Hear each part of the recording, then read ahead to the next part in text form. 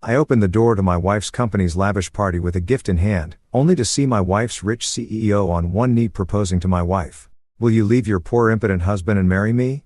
Everyone laughed. Then my wife said yes. So I walked away, quietly canceled every payment, party, trip, and pulled out my 90% company share, $357 million worth. Minutes later, my phone lit up with 156 missed calls and someone showed up at my door. You know that feeling when you walk into a room and instantly know something's wrong? Like when your dog starts acting weird before an earthquake or when your mom calls you by your full name? That's exactly what hit me the second I stepped into the Grand Meridian Ballroom clutching a silver-wrapped gift box like some kind of chump. The place was dripping with money. And I mean literally dripping. Crystal chandeliers hung overhead like frozen fireworks, casting prismatic light across marble floors so polished you could probably perform surgery on them. The kind of opulent nonsense that screams we have more money than sense in 14 different languages. Everyone was dressed to the nines, which in Manhattan terms means everyone looked like they just stepped off the cover of Forbes or Vogue, depending on their tax bracket. I'd spent 3 weeks hunting down this necklace. A limited edition piece from some hotshot designer in Milan whose name I couldn't pronounce without sounding like I was clearing my throat. The kind of jewelry that costs more than most people's cars and comes with its own insurance policy. Clara had mentioned it exactly once in passing while scrolling through some fashion magazine during breakfast 6 months ago. But hey, that's what good husbands do, right? We remember the random stuff our wives say and then move heaven and earth to make it happen. The silver wrapping paper had taken me 20 minutes to get right. I'm a tech guy. I can write code that makes millions, but apparently gift wrapping is where my talents hit a brick wall. Still, it looked decent enough tied with this ridiculous ribbon that cost more per foot than most people spend on lunch. As I moved through the crowd, nodding at familiar faces and dodging air kisses from people whose names I'd forgotten, 5 seconds after meeting them, I started picking up on the vibe. There was this electric current running through the room, like everyone was in on some joke I hadn't heard yet. Conversations would stop mid-sentence when I passed, then resume in hushed, excited whispers. Classic party behavior when drama is about to go down. The laughter started before I saw anything. Not the polite champagne bubble giggling you'd expect at a charity gala, but the kind of raw, ugly laughter that makes your stomach drop. The sound people make when they're watching someone else's life implode in real time. I followed the noise toward the front of the ballroom where a small stage had been set up, probably for the evening speeches about whatever cause we were supposedly supporting this time. That's when I saw him. Alexander Pierce, 6'2", of perfectly sculpted arrogance, down on one knee like some kind of rom-com hero. Except this wasn't Netflix, and I wasn't watching from my couch with a bag of Cheetos. He had a microphone in his hand because of course he did, and his voice was carrying across the entire ballroom with crystal clarity. "Will you leave your poor impotent husband and marry me?" The words hit me like a freight train made of pure humiliation. Poor impotent. I'd made this man richer just by existing in the same tech ecosystem as him. My patents alone had probably funded his last yacht and impotent. Well, that was just factually incorrect. But apparently we were playing fast and loose with the truth tonight. The crowd was eating it up for 100 of Manhattan's finest, all unified in their collective enjoyment of my public destruction. I could see phones coming out because nothing says I was here like filming someone's marriage dissolving in high definition. Social media was about to have a field day. But the real gut punch was still coming. Clara, my wife of 7 years, the woman who'd stood in our kitchen that morning asking if I thought her dress made her look fat.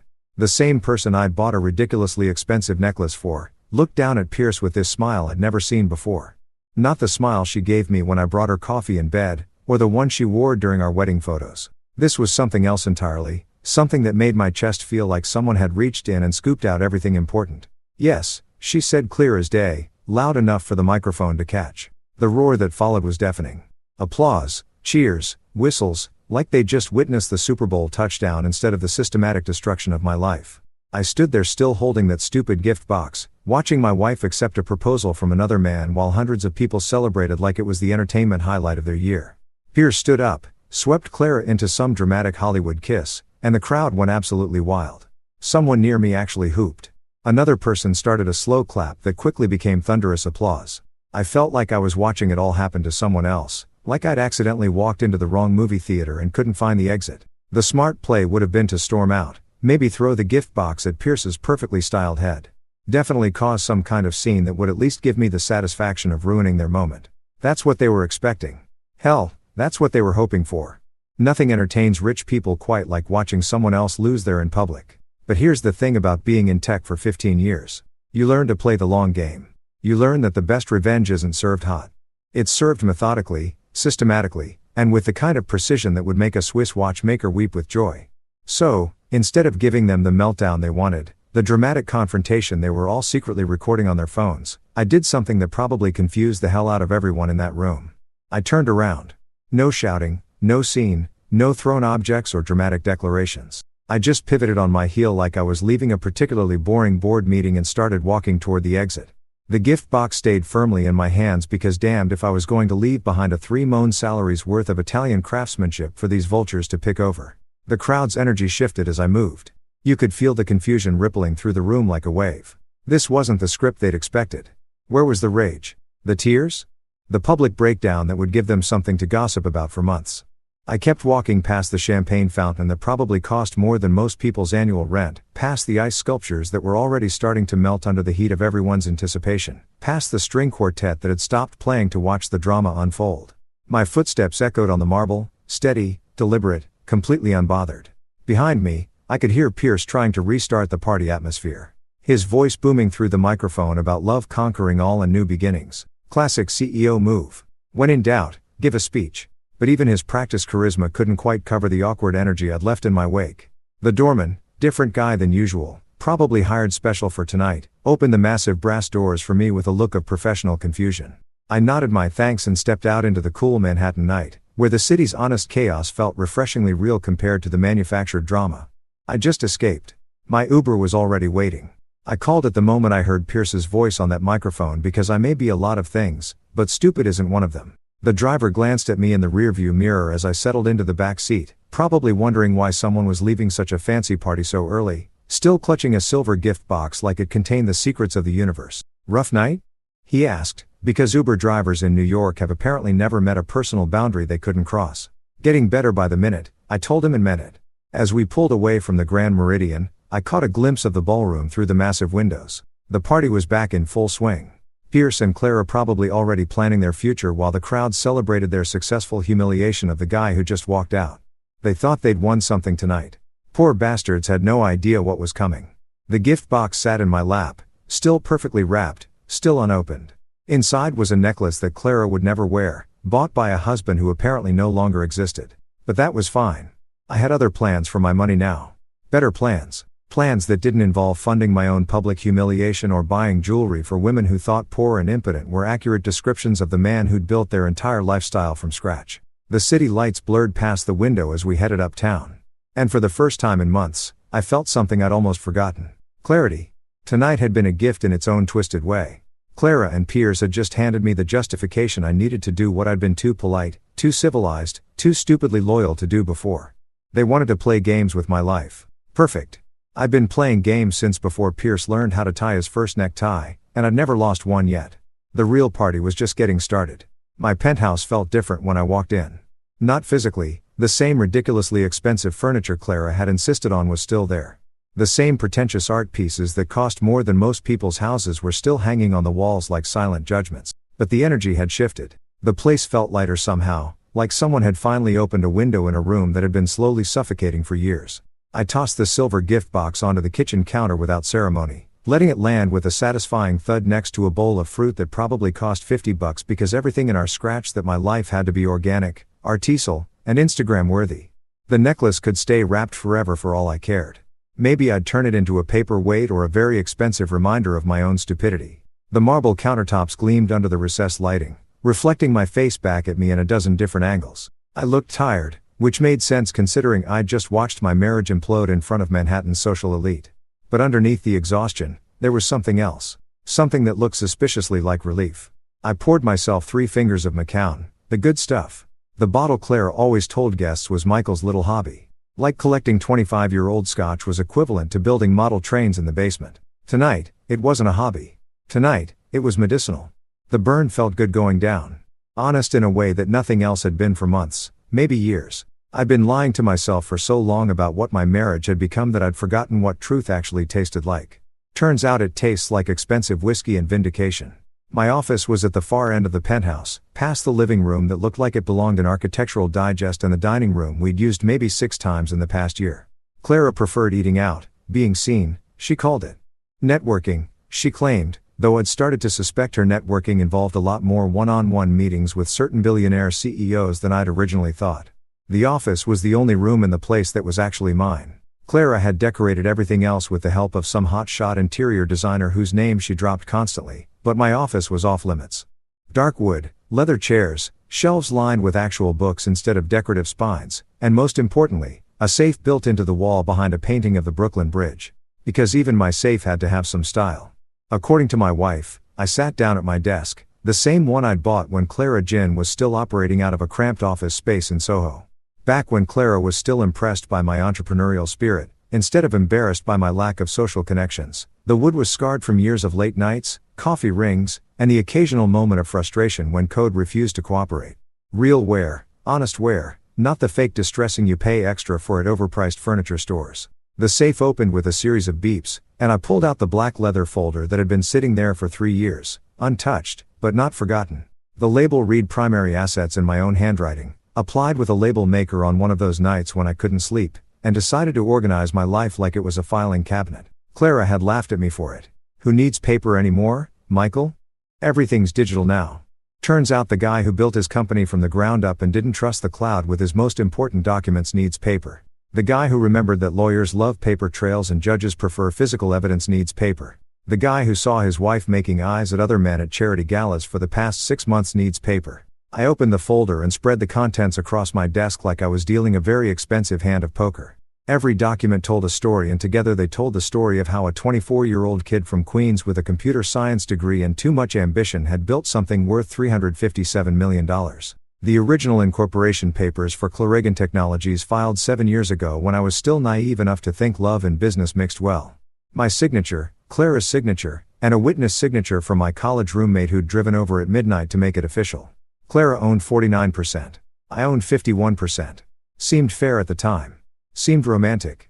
Even what wasn't in those original papers was the story of everything that came after. The patent applications I'd filed solo, working 18-hour days in a cramped office, while Clara handled business development at lunch meetings that always seemed to involve more martinis than contracts. 23 separate patents, all with my name as the primary inventor, all generating revenue that had funded our lifestyle, our penthouse, our ridiculous grocery bills. The bank statements painted an even clearer picture. The initial funding for Clara Jan had come from my savings, my student loan money, my grandmother's inheritance that she'd left specifically for me to chase my dreams. Not our dreams, my dreams. Gran had been smart enough to put that in writing. Bless her practical heart. $200,000. Every penny documented and traced directly to company operations. Then came the investment rounds. Series A, Series B, Series C, each one negotiated and closed by me while Clara handled public relations. The investors' names were all there in black and white along with the contracts that spelled out exactly who owned what. The math was simple, even if the legal language was dense. Michael Chin owned 90% of Clarigan Technologies. Clara Monroe owned 10%.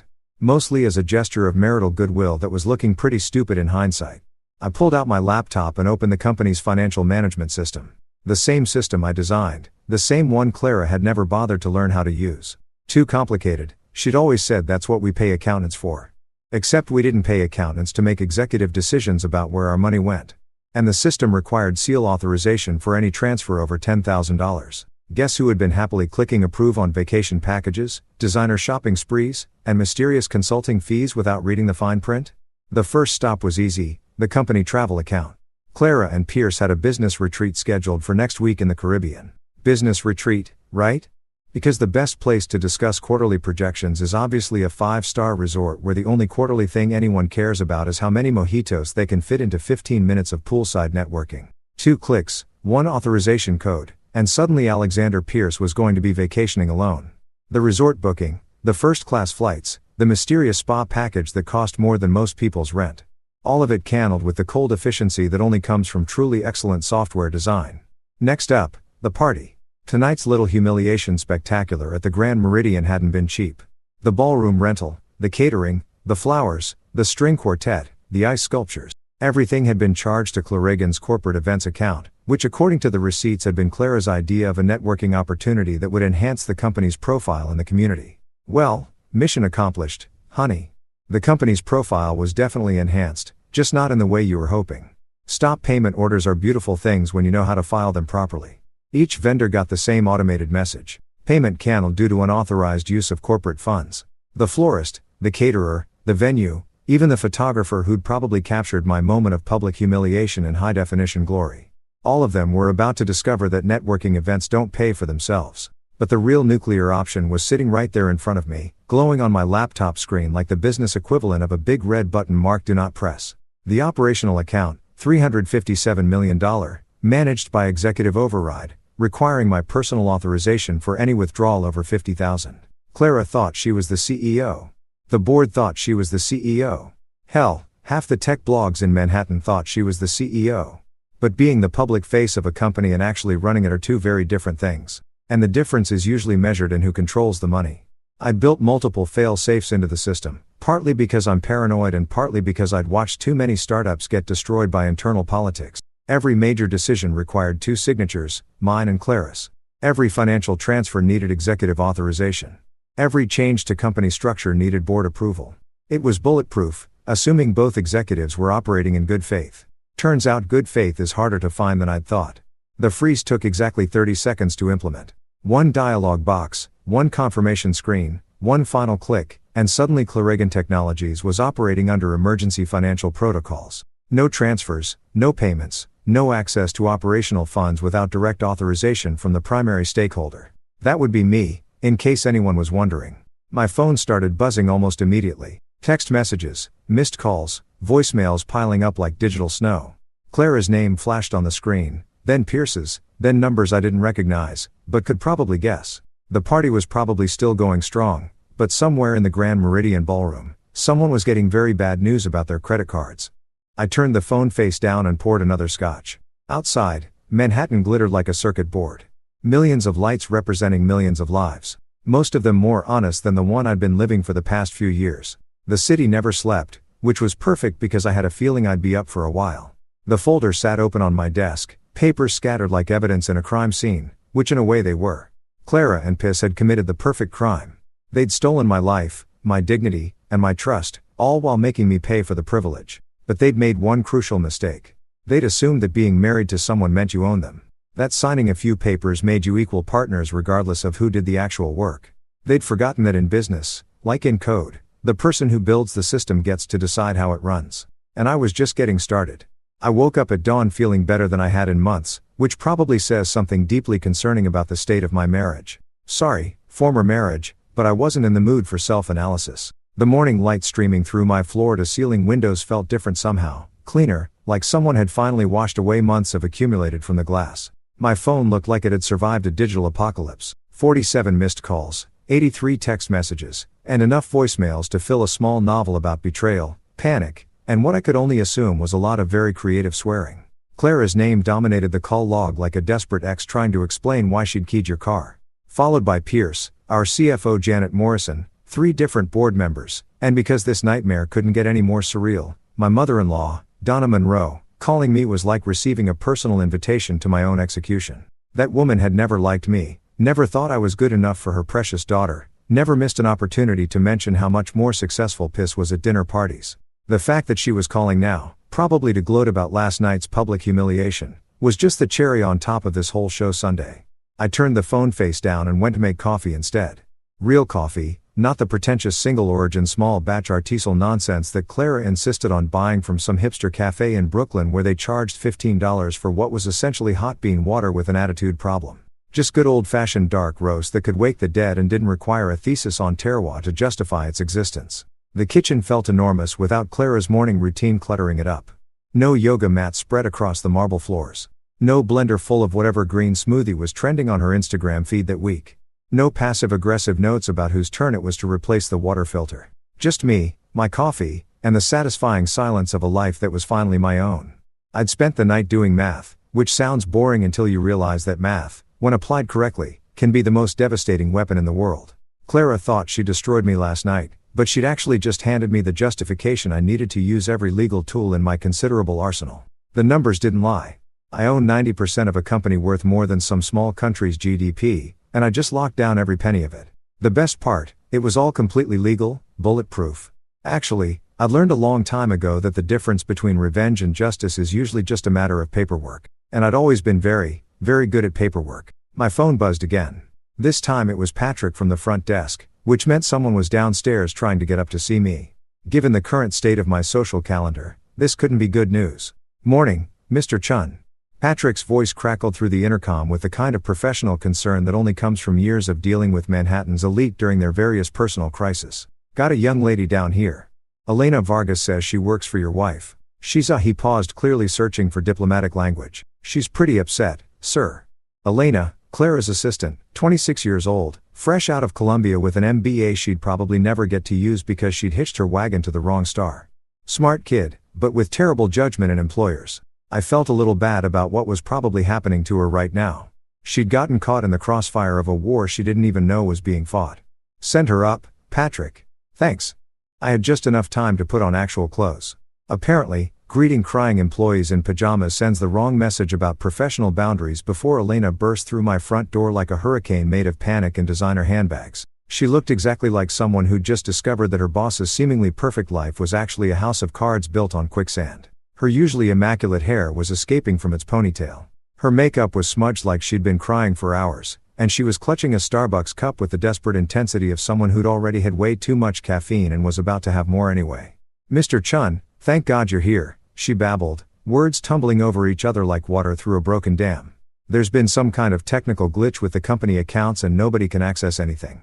And the payroll is frozen, and the investor meeting this morning got cancelled because the conference room booking didn't go through, and Clara's Amex got declined at Starbucks. And she's completely freaking out because Piss's credit card got declined, too, and their Caribbean trip got cancelled.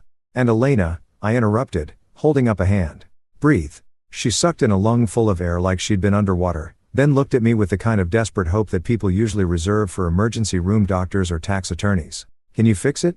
Clara said it was probably just a technical glitch, something with the servers maybe, and that you'd be able to sort it out in a few minutes because you built all the systems. And did Clara send you here? The question seemed to deflate her a little. Yes, sir. She said you'd want to know about the technical issues right away and that you'd probably want to get everything back online before it affected business operations. Technical issues. That was rich. Clara thought this was a bug in the system instead of a feature working exactly as designed. She'd spent so many years as the public face of Clara Jin that she'd forgotten who actually built the damn thing in the first place. Elena, I said carefully. Did you see what happened at the party last night? Her face went through about 6 different expressions in the space of 2 seconds. Confusion, recognition, embarrassment, and finally a kind of sick understanding that made me feel genuinely sorry for her. She lowered her eyes and nodded, suddenly very interested in the pattern on my marble floor. I see. I walked over to my desk and pulled out a manila envelope I'd prepared while she was on her way up. Sometimes it pays to be 3 steps ahead of everyone else in the room. I need you to deliver this to Clara. She has 24 hours to respond. No extensions, no negotiations. No, I need more time to think about it. 24 hours. Elena took the envelope like it might explode in her hands, which considering its contents wasn't that far from the truth. What should I tell her about the accounts, about the payroll, about the meetings? Tell her the truth, I said. Tell her there are no technical glitches. Tell her the system is working exactly as designed. Tell her that sometimes when you burn bridges, you discover you're standing on the wrong side of the river. She blinked at me, clearly trying to process the metaphor while simultaneously dealing with the reality that her comfortable job had just evaporated around her like morning mist. Mr. Chun, I don't understand what's going on. I poured myself another cup of coffee and considered how to explain corporate warfare to someone who'd probably spent the last few years believing that business was just a series of lunch meetings and PowerPoint presentations. Elena was collateral damage in this whole mess. But she was also old enough to figure out which way the wind was blowing. Elena, how long have you been working for Clara? 2 years, sir. And in those 2 years, how many major business decisions have you seen her make without consulting me first? She thought about it for a moment, her face cycling through the kind of realizations that usually come with a hefty dose of uncomfortable truth. I don't think I've seen her make any major decisions without you, sir. That's because she can't. Clara Jin isn't Clara's company, Elena. It never was. She's been the spokesperson, the public face, the person who smiles for the cameras and makes small talk at charity galas. But the code, the patents, the funding, the actual business decisions that matter, that's all been me from day one. I could practically see the gears turning in her head as she started connecting dots that had probably been sitting right in front of her for months. The way Clara always deferred to me on technical matters. The way she needed my signature on everything important. The way she'd panic whenever I traveled for more than a few days. So when she and Mr. Pierce Elena couldn't quite finish the sentence, but she didn't need to. When she decided to humiliate me in front of 400 people while asking another man to marry her. Yeah, that was a pretty clear signal that our business partnership was over. I sealed the envelope and handed it to her. This makes it official. Elena stood there for a moment, envelope in hand, looking like someone who'd just realized that the ground she'd been standing on was actually quicksand. What happens to the company? What happens to everyone's jobs? That depends entirely on how Clara responds to what's in that envelope. But Elena, I waited until she looked me in the eye. Whatever happens, it won't be a technical glitch. She nodded slowly, understanding finally dawning on her face like a particularly brutal sunrise. 24 hours. 24 hours. I confirmed. And Elena, when you give this to Clara, you might want to start updating your resume. Just a friendly suggestion. She tucked the envelope into her purse like she was handling radioactive material, which wasn't that far from the truth. Yes, sir. I'll deliver this right away. After she left, I stood at my window looking out at the city, coffee cup in hand, feeling the particular satisfaction that comes from watching a plan unfold exactly as designed.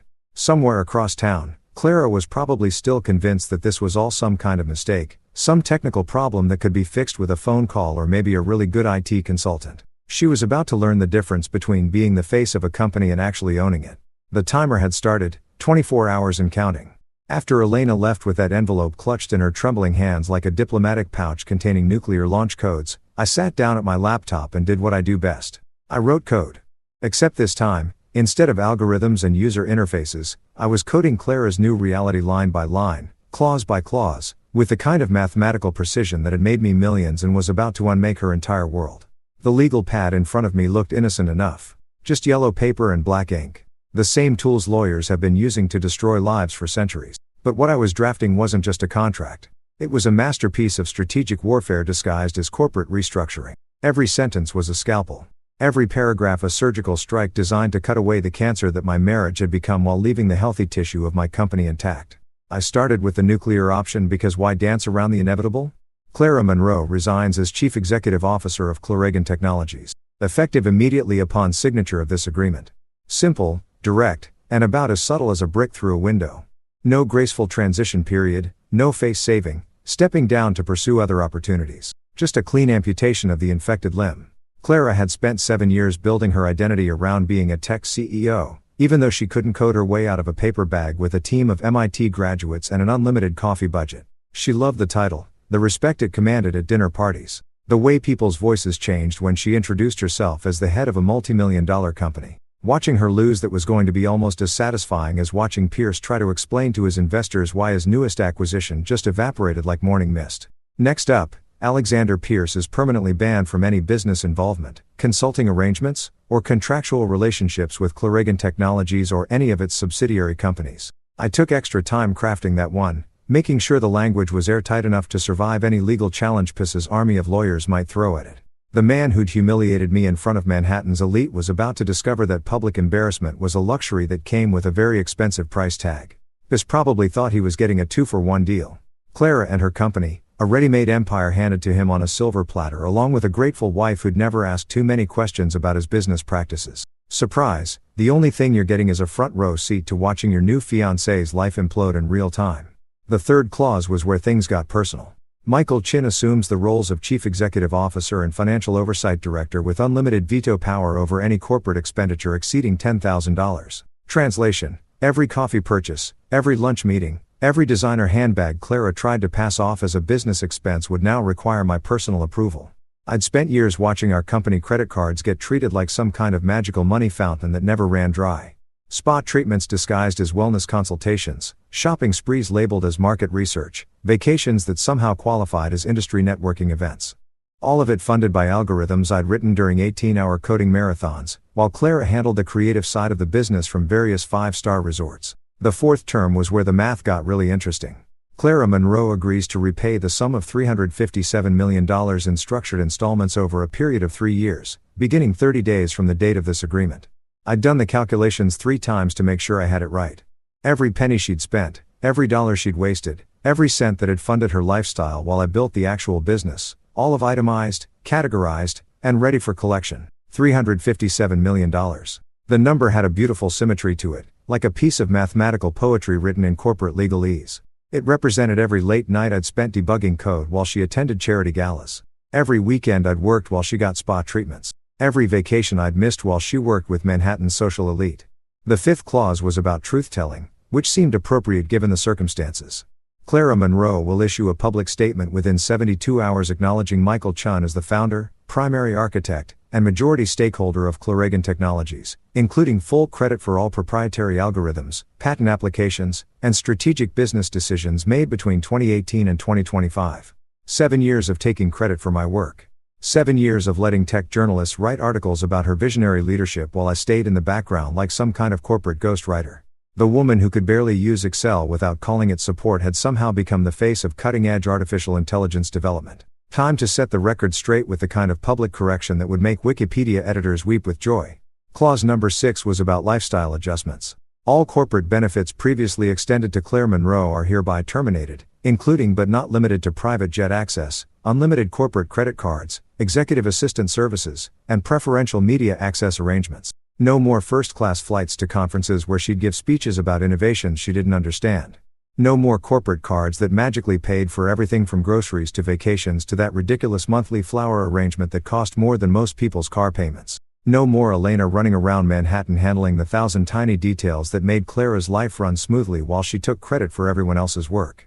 The seventh and final term was my personal favorite. Clara Monroe agrees to a comprehensive non-disclosure agreement regarding all internal Clarigen Technologies business practices, strategic decisions, and proprietary information for a period of 5 years from the date of this agreement. This includes, but is not limited to memoir publication, media interviews, podcast appearances, speaking engagements, and any other form of public commentary regarding her former role or relationship with the company. 5 years of silence. 5 years where she couldn't write tell-all books about her journey as a female tech entrepreneur. Couldn't give interviews to business magazines about overcoming challenges in a male-dominated industry. Couldn't turn our divorce into some kind of feminist rallying cry about corporate sexism. The woman who'd built her entire career on talking about work she didn't do was about to discover what it felt like to have nothing to say.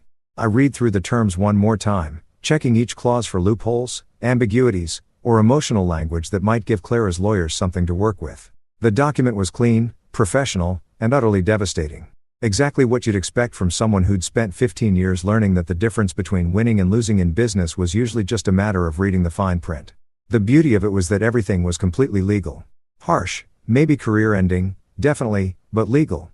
Clara had signed contracts 7 years ago that gave me majority control of the company, and she'd been spending corporate money like it was her personal checking account while publicly humiliating the person who actually owned the business. Any decent lawyer would take one look at this document and advise their client to sign it immediately before I decided to get creative with the terms. I printed 7 copies, 1 for Clara, 1 for my lawyer, 1 for the company files, and 4 extras because, in my experience, important documents had a tendency to disappear at precisely the wrong moment. Each page came out of my laser printer with crisp, professional formatting that would look great in court if things went sideways. The envelope sat on my desk like a loaded weapon, which in many ways it was.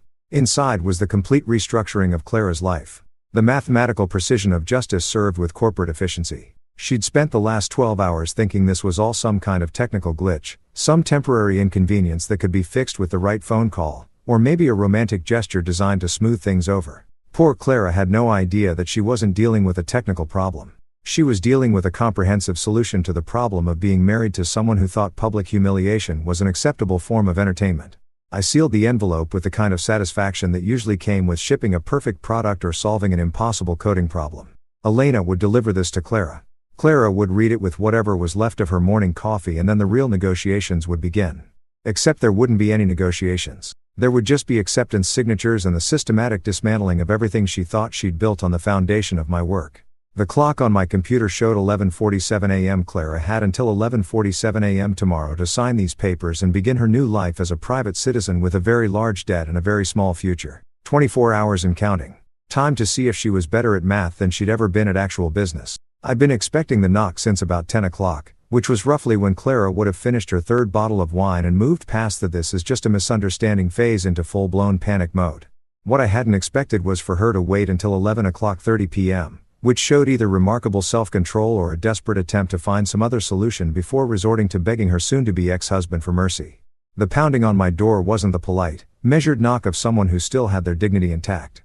This was the frantic hammering of someone who just realized that their entire life was built on quicksand and the tide was coming in fast. 3 sharp bursts, pause, 3 more bursts, pause. The rhythm of genuine desperation mixed with expensive wine and the kind of mistakes that keep you up at night for the rest of your natural life. I took my time getting to the door, partly because making Clara wait felt like a small but satisfying form of justice, and partly because I wanted to savor this moment.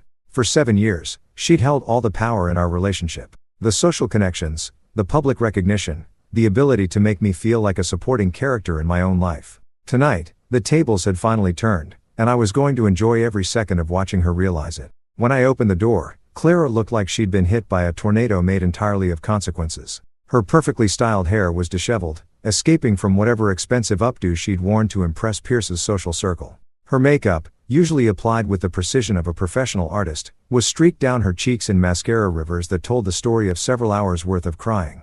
The designer dress from last night, the one she'd probably picked out specifically to look stunning while destroying my life, was wrinkled and stained with what looked like wine and tears and the general messiness of a life falling apart in real time. But it was her eyes that really told the story. Gone was the confident gleam of someone who thought she held all the cards, replaced by the wild, desperate look of someone who'd just discovered that the cards were actually owned by someone else entirely. She looked like a woman who'd spent the last 12 hours calling lawyers, accountants, and anyone else who might be able to explain how her perfect plan had turned into a perfect disaster. "Please, Michael," she whispered, and her voice was so different from the triumphant tone she'd used last night that I almost felt sorry for her. Almost. "You can't destroy us like this." Us? That was rich. There was no us anymore. Hadn't been for months, maybe years. Last night had just made it official, given it the kind of public ceremony that Manhattan society would be talking about for decades. But Clara had apparently missed the memo about our relationship status, probably because she'd been too busy planning her future with Piss to notice that her present was built entirely on my goodwill and corporate generosity. I stepped aside and let her into the penthouse, partly because having this conversation in the hallway would give the neighbors something to gossip about for months, and partly because I wanted her to see what she was losing. This place, with its million-dollar view and ridiculous amenities, had been purchased with money I'd earned writing code while she worked at charity lunches. Every piece of furniture, every piece of art, every carefully selected detail that made this place look like it belonged in Architectural Digest. All of it funded by algorithms. She couldn't have debugged with a team of consultants and an unlimited budget. Clara stumbled into the living room like she was seeing it for the first time, which in a way she probably was. She'd lived here for 3 years, but she'd never really understood what it represented. The tangible proof that behind every successful woman was a man who'd done the actual work while she took the credit. "You can't be serious about those terms," she said, collapsing onto the Italian leather sofa that cost more than most people's annual salary. $357 million. "Michael, that's impossible. Nobody has that kind of money just lying around." I poured myself a scotch, the same bottle I'd been working on since yesterday, though it felt like a lifetime ago, and considered how to explain basic economics to someone who'd spent the last 7 years treating corporate finances like a bottomless ATM. "Clara, you spent $357 million of my money. The math isn't complicated." "Our money," she corrected automatically, then seemed to realize how pathetic that sounded given the circumstances. "The company money. It was for business expenses, networking, building relationships. I sat down across from her, far enough away to avoid any desperate physical contact, close enough to see the exact moment when reality finally penetrated whatever fantasy world she'd been living in. "Is that what we're calling your affair with Pierce now? Relationship building?" Her face crumpled like a piece of paper someone had thrown in the trash, then tried to smooth out again. "It wasn't supposed to happen like this. Pierce and we connected at that conference in Miami, and he made me feel important, powerful, like I was more than just your wife." "You were more than just my wife," I said, and meant it. "You were my business partner, my co-founder, the person I trusted with half my life's work." I took a sip of scotch and let that sink in. "And you threw it all away for what?" "A guy who proposed to you as a public humiliation stunt. Real romantic, Clara, real classy." She started crying again. The ugly kind of crying that happens when someone realizes they've made a mistake so enormous that there's no way to fix it. No way to take it back.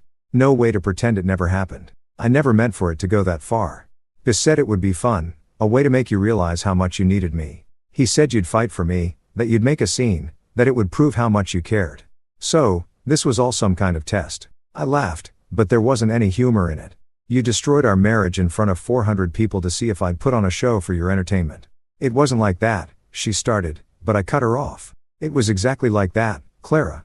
You and Pierce turned my life into performance art. Except you forgot that the person you were performing for actually owned the theater. I leaned forward, making sure she could see exactly how serious I was. You erased me with my own money. You used my algorithms, my patents, my work to build a platform for your own ego. And then you used that platform to humiliate me in the most public way possible. This isn't a mistake, Clara. It's strategy, and I play strategy better than anyone you've ever met. She looked around the penthouse like she was seeing it for the last time, which she probably was. Her gaze lingered on the art, the furniture, the view of Central Park that had cost an extra $2 million just for the privilege of looking at trees from 40 stories up. All of it built on work she'd never done, funded by success she'd never earned, purchased with money that had never really been hers. The terms are unreasonable, she said finally, her voice small and defeated. Nobody could live with those restrictions. The money, the public statement, the non-disclosure agreement. You're trying to destroy my entire future. I'm not trying to destroy anything. I said, I'm just making sure that your future is based on your own work instead of mine. Novel concept, I know. She sat there for a long time, processing what that meant, understanding finally dawning on her face like a particularly brutal sunrise. Without my company, my money, my work to hide behind, Clara Monroe was just another failed entrepreneur with good connections and an expensive education. Without the corporate credit cards, an executive assistant and private jet access, she was just another ex-wife with a large debt and a limited skill set. You recorded the proposal, she said suddenly, looking up at me with something that might have been hope.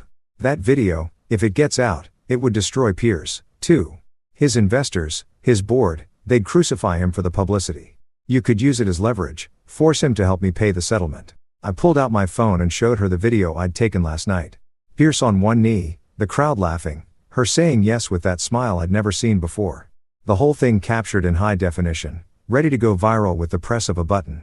Then I deleted it. What are you doing? She gasped, reaching for the phone like she could somehow restore the deleted file through sheer desperation. That was your leverage. Your proof? I don't need proof. I told her, I have something better. I have ownership papers, patent filings, bank records, and 7 years' worth of documentation showing exactly who built this company and who just pretended to run it. I put the phone back in my pocket. This can keep his reputation. I'm not interested in destroying him. I'm interested in making sure you understand that actions have consequences. Clara looked at me like I'd just grown a second head. You're not going to ruin Pierce after what he did to you. Pierce is a symptom, not the disease. He saw an opportunity to acquire a successful company through marriage and he took it. Smart business move actually, except he didn't do his due diligence on the ownership structure. I finished my scotch and set the glass down with finality. You're the one who betrayed 7 years of partnership for a man you barely know. You're the one who turned our marriage into a public spectacle. You're the one who spent our money like it was monopoly currency while I did the actual work of building something meaningful. She crumbled, then really and truly crumbled. Her shoulders shaking with the kind of sobs that come from deep inside, from the place where people keep their worst mistakes and their biggest regrets. I'll sign, she whispered through her tears. I'll sign your papers, but you're destroying me, Michael. You know that, right? You're destroying my entire life. No, I said, standing up to signal that this conversation was over. I'm just making sure your life reflects your actual contributions to our partnership. I walked to the door and held it open for her. You have until tomorrow at noon to sign those papers, Clara. After that, the terms get significantly worse. She walked past me like a woman going to her own execution, which in a way she was. At the door, she turned back one more time. Mascara streaked, dignity abandoned, looking for any sign that I might reconsider.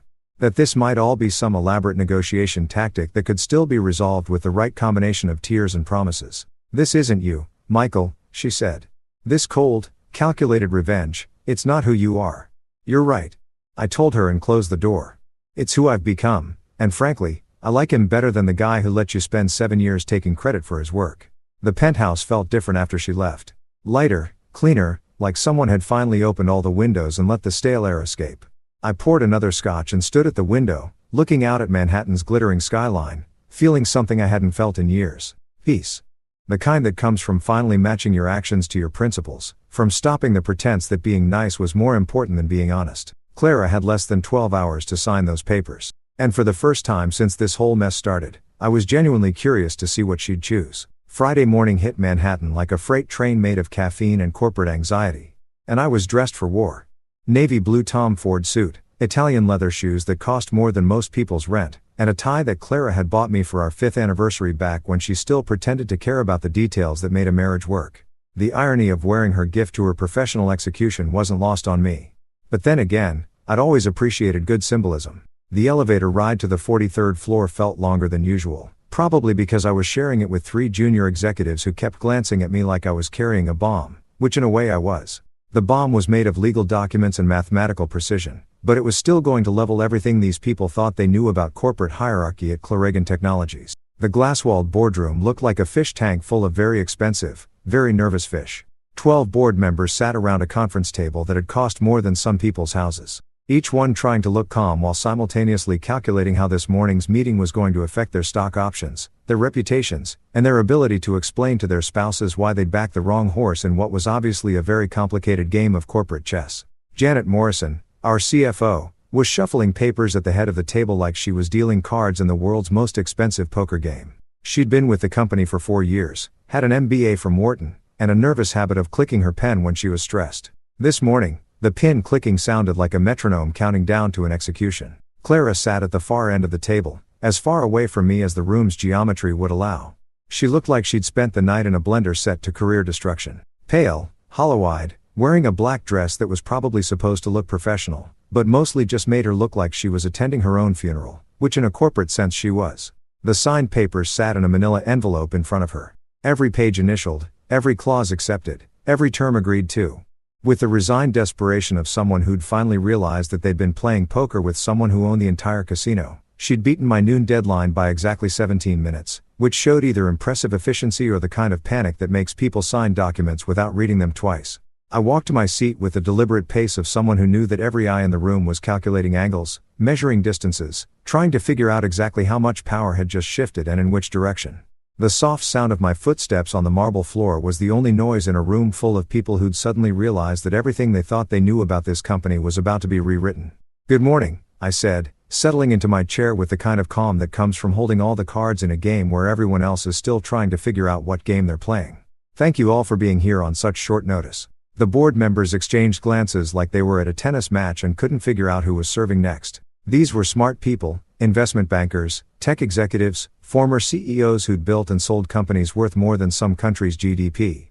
But right now, they looked like freshmen who'd walked into the wrong classroom and were too embarrassed to leave. "Before we begin," I continued, pulling out my own copy of Claire's signed agreement, "I want to make sure everyone understands exactly what we're discussing today. As of this morning, there have been some significant changes to Clarigen's executive structure." Clara looked like she wanted to disappear into her chair, maybe tunnel straight down through the floor and emerge somewhere in New Jersey where nobody knew her name or her recent history of spectacularly bad decision-making. But she was trapped in this room, trapped in this moment, trapped in the consequences of thinking that public humiliation was an acceptable form of corporate strategy. Effective immediately, I announced, my voice carrying the kind of authority that comes from actually knowing what you're talking about. "Clara Monroe has resigned from her position as Chief Executive Officer of Clarigen Technologies." The silence that followed was so complete you could have heard a stock price drop. Janet's pin clicking stopped mid-click, frozen in the air like a conductor's baton at the end of a symphony. 3 board members looked like they were having simultaneous heart attacks, which was probably just their portfolios flashing before their eyes. Additionally, I continued, because why stop at one bombshell when you can detonate the entire arsenal? "I will be assuming the role of Chief Executive Officer as well as the newly created position of Financial Oversight Director with comprehensive veto authority over all corporate expenditures exceeding $10,000. Now the board members were really starting to sweat. Financial oversight with veto power meant that every country club membership, every corporate retreat, every consulting fee that had mysteriously found its way into various expense accounts was about to undergo the kind of scrutiny usually reserved for tax audits and criminal investigations. "Furthermore," I said, watching their faces cycle through the 5 stages of corporate grief, "Alexander Pierce has been permanently banned from any involvement with Clarigen Technologies, including consulting arrangements, partnership discussions, or casual visits to our coffee machine."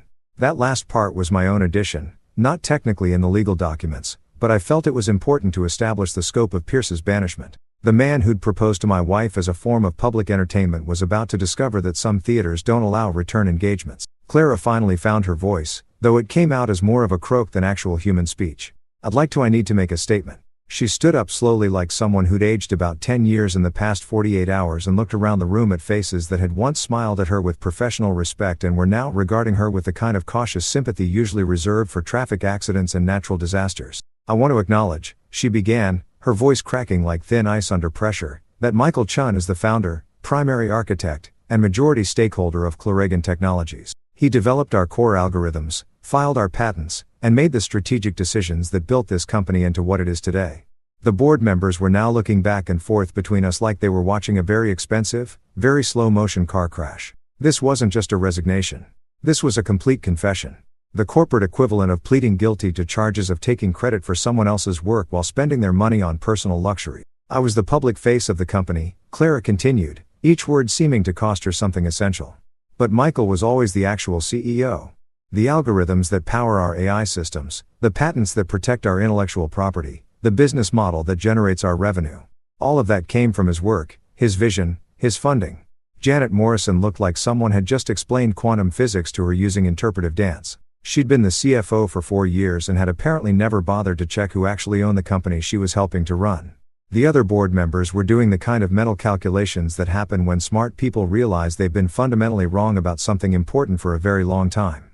I take full responsibility, Clara said, for misrepresenting my role in the company's success, and I apologize to the board, to our investors, and to Michael for any confusion my actions may have caused. She sat down abruptly like someone had cut her strings and the room fell back into the kind of silence that follows major earthquakes or stock market crashes.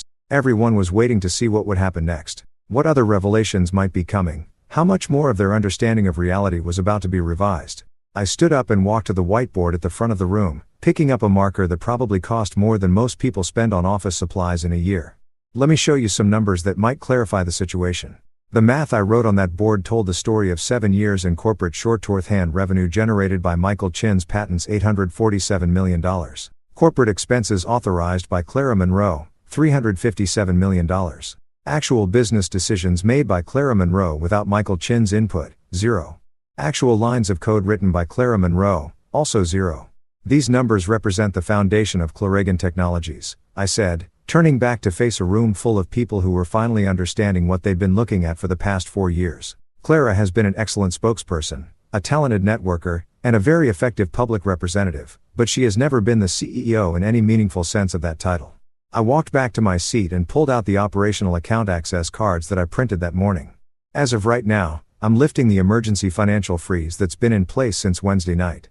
All legitimate business operations will resume immediately. All frivolous expenditures will be subject to review under the new oversight protocols. The relief in the room was almost tangible. These people had spent 2 days thinking their company was having some kind of technical meltdown, watching payroll freeze and credit cards get declined while they tried to figure out what kind of crisis they were managing. Now they understood that it hadn't been a crisis at all. It had been a hostile takeover by the person who'd actually owned the company all along. Are there any questions? I asked, though my tone made it clear that this wasn't really a discussion so much as an announcement. Janet raised her hand tentatively, like a student who wasn't sure she wanted to know the answer to her own question. What happens to Clara's equity in the company? Clara retains her 10% ownership stake. I said, though she'll be repaying her unauthorized expenditures according to the settlement agreement she signed this morning. Her equity will serve as collateral for that debt. Translation: Clara would still technically own part of the company, but every penny of profit from that ownership would go directly toward paying back the fortune she'd spent on corporate credit cards and executive perks. She'd be working for free for the next 3 years, assuming the company remained profitable enough to generate the kind of returns that could cover her debt. The meeting ended with the kind of subdued efficiency that follows major power shifts. Board members filed out quietly, probably heading straight to their phones to call lawyers, accountants, and anyone else who might be able to explain how they'd managed to miss such a fundamental misunderstanding about corporate structure. Clara left without making eye contact with anyone, clutching her purse like it contained the last remnants of her professional dignity. I stayed in the boardroom after everyone else left, looking out at Manhattan through the floor-to-ceiling windows, watching the city conduct its daily business of making and losing fortunes, building and destroying careers, creating and eliminating opportunities with the ruthless efficiency that made capitalism such an elegant system when it worked properly. The coup was complete. Clarigen Technologies now had leadership that matched its ownership structure, financial oversight that reflected its actual priorities, and a very clear understanding of who had built what and when and how. Clara's reign as fake CEO was over. My actual leadership of the company I'd built from scratch had finally begun, and it felt exactly as satisfying as I thought it would. 2 weeks after watching Clara's corporate empire crumble like a sand castle at high tide, I found myself in Brooklyn, standing outside a converted warehouse that looked like it had seen better decades. The neighborhood was all hipster coffee shops and startup dreams. The kind of place where MIT graduates when it changed the world on ramen budgets and pure caffeine. Bright Layer AI occupied the 3rd floor of a building that probably violated half the fire codes in New York, but buzzed with the kind of authentic energy that Clara's polished boardrooms had never managed to capture. No marble floors or Italian leather furniture here, just folding tables covered in laptops, white bars covered in algorithms that actually meant something, and the beautiful chaos of people building something real. Leia Chun was 26, barely 5't tall, and could debug code that would make senior engineers weep. Clara had dismissed her pitch 6 months ago with a condescending smile and some about market readiness. Translation: Clara couldn't understand the technology well enough to fake expertise about it at dinner parties. Your AI learns human emotion recognition in real time, I said, watching Leia's team work with the focused intensity that only comes from believing you're solving problems that matter. No training data, no pre-programmed responses, just pure adaptive intelligence. Leia nodded, her eyes lighting up with the kind of passion Clara had never shown for anything that couldn't be photographed for Instagram. Most AI systems are just elaborate pattern matching. We're building something that actually understands context, nuance, genuine human interaction. I pulled out my checkbook. Yes, an actual paper checkbook, because some moments deserve the weight of physical ceremony. $20 million for 40% equity and a board seat, plus whatever expertise I can provide, which after this week includes a masterclass in corporate restructuring. She stared at the check like it might disappear if she blinked. You're serious? Just like that, Clara taught me something valuable, I said, watching her team celebrate in the background as word spread through the warehouse. The difference between real innovation and expensive performance art. This is real work, Leia. This is the kind of company I should have been building all along. Standing in that warehouse, surrounded by engineers who understood that code was poetry and innovation was art, I felt something I hadn't experienced in years. Purpose. The kind that comes from betting on people who care more about solving problems than looking good while failing to solve them. This was what building actually felt like. Café Solstice was Clara's choice, which told me everything I needed to know about her current state of mind. She'd picked the most anonymous coffee shop in Manhattan. No celebrity sightings, no society photographers, just overpriced lattes and the kind of carefully curated anonymity that rich people pay extra for when their lives implode in public. She looked smaller somehow, sitting across from me in a corner booth that probably cost less than her usual lunch meetings. Gone were the designer power suits and the confidence that came from spending other people's money on personal luxury. Today she was wearing jeans and a sweater that actually looked like she'd bought it herself with her own credit card using money she'd actually earned. Here's your first draft, she said, sliding a piece of paper across the table like she was passing state secrets to a foreign agent. I read it and immediately wanted to set it on fire. Shared vision, mutual respect. Clara, this reads like a Hallmark card written by someone who's never heard of accountability. She flinched at the profanity, which was interesting. The woman who'd publicly humiliated me in front of Manhattan's elite was apparently sensitive about harsh language in coffee shops. This isn't about communication, I continued, pulling out my laptop. This is about credit theft. 7 years of you taking bows for work you didn't do, algorithms you couldn't debug, business decisions you didn't make. I started typing, my fingers moving with the same precision I used for code. We're going to tell the truth, Clara. The whole truth in simple English that even tech journalists can understand. An hour later, we'd crafted something that would have made any crisis management consultant reach for the hard liquor. Clara admitted she'd been the public face while I built the actual company. She credited me as founder, inventor, and majority stakeholder. She even included an apology for misrepresenting her contributions to Clarigan's success. This will destroy my reputation, she said, staring at the final draft like it was her own death warrant. Your reputation was built on lies, I told her. This just makes it honest. At 8 a.m. the next morning, the statement went live across every platform that mattered. By noon, TechCrunch was calling me the silent genius behind Clarigan's success. Forbes wanted an interview about the real story of tech's most successful partnership. Clara's phone calls went straight to voicemail. Mine wouldn't stop ringing. Finally, the world knew who had built what. 6 months later, I was living in a different world. Literally, the Upper West Side apartment was smaller, sunlit, and completely lacking in the pretentious that had defined my life with Clara. 2 bedrooms, no staff, no marble countertops that cost more than most people's cars. Just windows that actually opened, natural light that didn't require a designer's approval, and the radical concept of living within my actual means instead of someone else's Instagram expectations. Columbia University had offered me a teaching position after the Forbes interview. Apparently, brilliant reclusive tech founder was their ideal faculty brand. 3 days a week, I stood in front of graduate students who actually wanted to learn instead of just network their way to startup funding. It felt like contributing to something meaningful instead of just generating revenue for lifestyle expenses. The apartment building had a doorman named Carlos who knew everyone's names and remembered their birthdays. My neighbors were professors, artists, and people who worked real jobs for honest paychecks. No one cared that I'd built a multi-million-dollar company. They cared that I held the elevator and didn't play music too loud after 10 p.m. Bright Layer was thriving beyond even my optimistic projections. Leia's team had landed contracts with 3 major healthcare systems and 2 Fortune 500 companies. Real clients with real problems, not the vanity projects and celebrity endorsements that Clara had chased for years. The letter arrived on a Tuesday, handwritten on actual paper like some artifact from a more civilized era. Clara had moved to Portland, working at a non-profit that taught coding to underprivileged kids. Her apartment was small, her salary was modest, and according to her letter, she was finally learning the difference between being important and being authentic. "You tried to teach me that for years," she wrote in her careful script. "I'm sorry it took losing everything to finally understand what you meant." I folded the letter carefully and filed it away. Not forgotten, but finished. My life was moving forward now. Measured in genuine accomplishments instead of borrowed glory. The war was over and surprisingly peace felt better than victory ever had. Simple living, honest work, and the quiet satisfaction of building something real with people who actually cared about the outcome. Who knew happiness could be so uncomplicated? Walking through the Claregan office felt like visiting a museum exhibit about my former life. Gone were the champagne fountains and celebrity partnerships that Clara had insisted were essential for brand positioning. No more fake smiles from employees who'd spent years pretending my wife was a tech visionary instead of an expensive spokesperson with good connections and terrible judgment. The office buzzed with actual productivity now.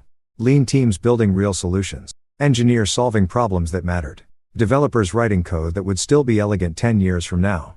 No more meetings about meetings. No more brainstorming sessions that produced nothing but billable hours and catered lunch expenses. At Bright Layer, Leia had just closed a deal with Microsoft that would fund her team's research for the next 3 years. Real money for real innovation, not venture capital disguised as celebrity endorsements. Her algorithms were attracting clients who understood the difference between artificial intelligence and expensive pattern matching. My Columbia students were defending dissertation proposals that would have impressed researchers at MIT. Kids who'd learned to code because they wanted to solve problems, not because they wanted to network their way into tech celebrity.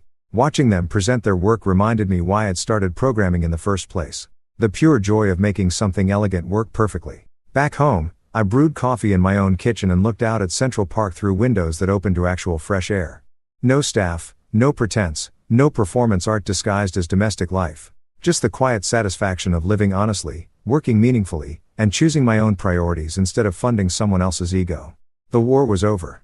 Clara and Piers had their consequences. She was teaching kids in Portland. He was explaining to investors how his acquisition strategy had backfired so spectacularly. But my victory wasn't their punishment. My victory was freedom. Freedom to build what mattered, to choose what counted, to live without pretending that expensive was the same as valuable. I'd spent 7 years funding someone else's fantasy about what success looked like. Now I was living my own definition of what it actually felt like. Peace, purpose, the quiet triumph of finally matching your life to your values. Some victories don't need audiences. Some wins are worth more than applause.